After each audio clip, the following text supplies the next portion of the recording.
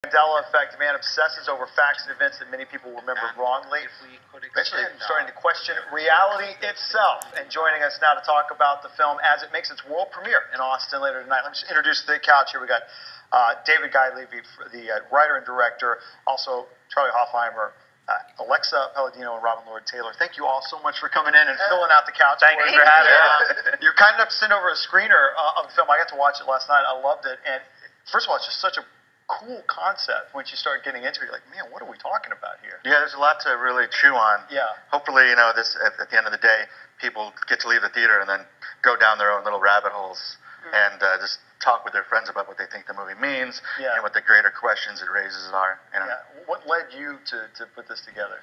Well, someone came to me and just at lunch and told me about the Mandela effect itself, and that for me was the beginning. And it was kind of like spinning a few plates at once, because then I started spinning the Mandela effect plate, and then I also started at the same time in my life learning about simulation theory, which this film definitely delves into. Yeah, it really gets into that. Yeah.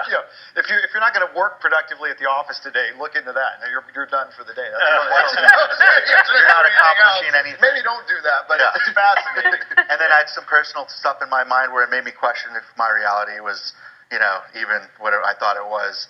And so all these things were happening, and then the movie just presented itself from there. And you play a husband and wife and the brother, a family that, without giving anything away, dealing with some grief as well. And so it talks about what your character starts to delve into could be passed off as just one way of processing grief, but it becomes something. I think that's one of the really fun things about the concept is, Claire, my character Brendan, and Claire suffer a tragic loss, and, this question arises, is it their inability to sort of deal with reality, or is reality itself falling apart? And I think that's one of the things you kind of got to see the film to answer. Yeah. It's probably a different script than any of you normally get to find yourselves into, huh? I mean, I like any sort of script where it takes something very esoteric and then ties it to a real human tragic experience. I think, to be able to, learn about something much greater through something so personal and so devastating, I think is one of the most beautiful things about it. Yeah, whether you're a nerd like we are,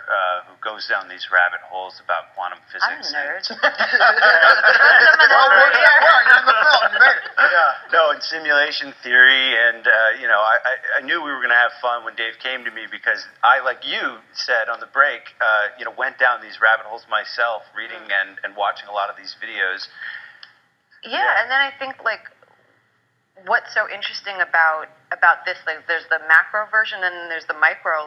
We ourselves are so tied to our own perceptions of reality, and so much of our own identity comes from that. And so you start tweaking that a little, and we don't know who we are anymore. If you don't have that, you don't really have anything. But I think it's a good point.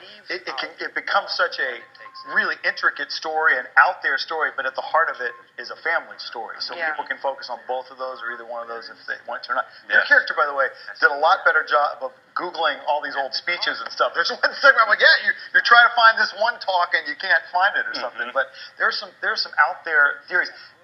And as I was watching the film, of course, I've got the screener, so I know how long the movie is, and I'm like, how are they going to tie this thing together? You really do have a nice bit of drama built toward the end there. Yeah. And, at the end of the day, there's a lot of big ideas that for an indie film you try to get in an indie time frame, And I think we pulled it off. I'm excited to show everyone the movie. Yeah. So cool that you're here in Austin for the premiere. What drew you to town here? Well, there's a great festival called the Other Worlds Film Festival, which is like a sci-fi specific festival. This being a sci-fi film was a great fit, and Austin has a great film community. And so when they came to us, it was an obvious yes, because this is a great town for indie film, and especially. And I think we're all flirting with the idea of moving here. So anytime we get to come try it on. Days like today, it seems pretty nice out there. We got a lot of room on our couch. We got a lot of room in town. It's so cool to have you once again. World premiere tonight, Galaxy Theaters Highland at 7:30. And you said there are some tickets. Some tickets still available. Come to the theater if you're unsure. There should be a few seats there. Take a shot out of it. You don't get in there. Maybe an alternate reality. You did make it in there. I don't even know how to do this stuff. The Mandela effect. Like I said, I really enjoyed it, and I appreciate you guys coming up early on this premiere day to talk about it. Thanks for having us. Talking to us.